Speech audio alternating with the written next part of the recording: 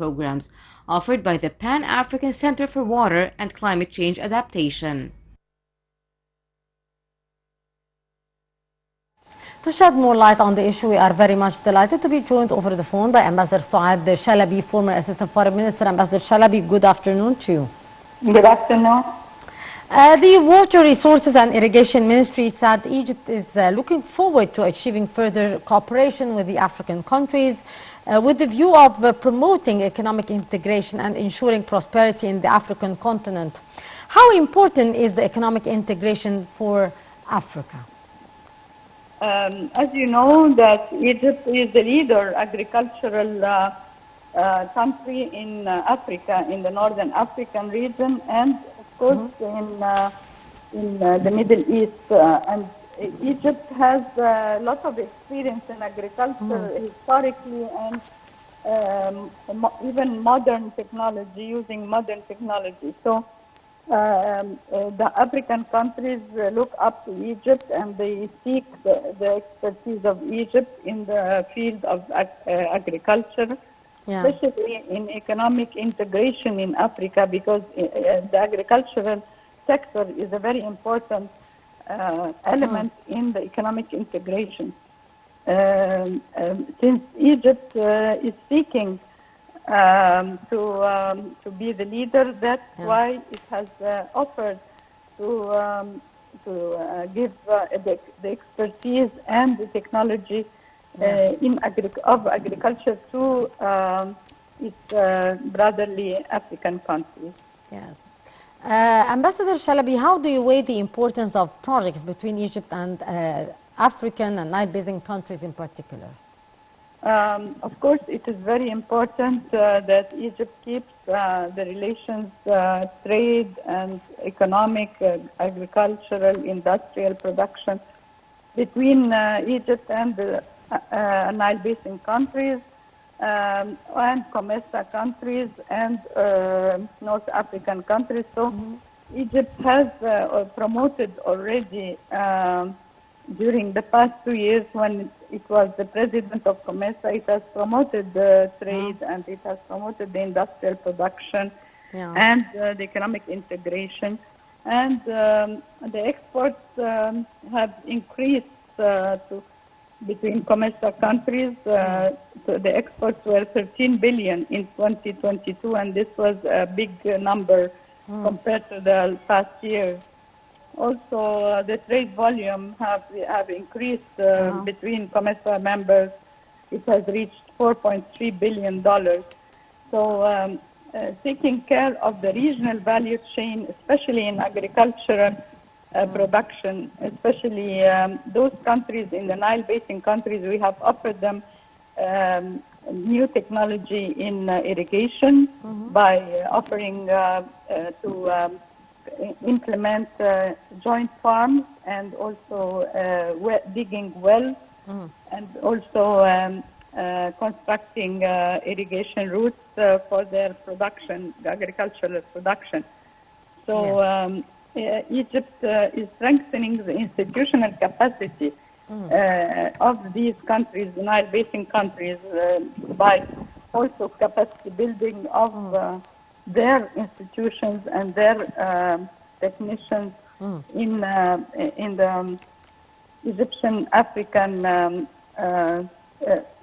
Center for Agriculture that offers for the African agricultural technicians. They offer them courses in order to upgrade their technical abilities. Indeed. In your opinion, Ambassador Shalaby, what issues will top Egypt's agenda during the 2-year presidency of the African Water Council? It is important that Egypt provides integration between these countries in the Water Council, and also exchange information and exchange expertise, and also maintain the capacity of water, because as you know, water is important for irrigation, not only for Egypt, but all Nile Basin countries, and the members of the Water Council, they are all keen in order to keep the irrigation of their of their agricultural land, Yes. to keep it so that they are able to reach the food security, because you know that during the past 2 years there was a problem with crops and the importation of crops from abroad. That is why the Egypt is keen to establish a continuity and stability, sustainability for the agricultural production and the crops, in order to reach the food security of the countries in the Nile Basin. Uh-huh. Ambassador Shalaby, how is Africa actually proceeding with the action on water adaptation and resilience, which was launched by Cairo during the 2022 climate conference COP27? Well, this is something also that has to be addressed by the members of the Water Council, because the climate change in Africa is affecting the production, the agricultural production. That is why the focus now is on using the technology of in agriculture in order to fight the drought and to fight the salt water that is used in irrigation. They have to use the good water that is produced by the Nile, and also by other countries who have access to good water. So that is why there is a big role that Egypt has to play in order to also represent the results of the COP27 in climate change, in order to put the problems of climate on the table, so that African countries could safeguard their production from the drought and from the dangers of the climate change. Yes. Finally, Ambassador Shalaby, how can the private sector be part of the plan for economic integration in Africa?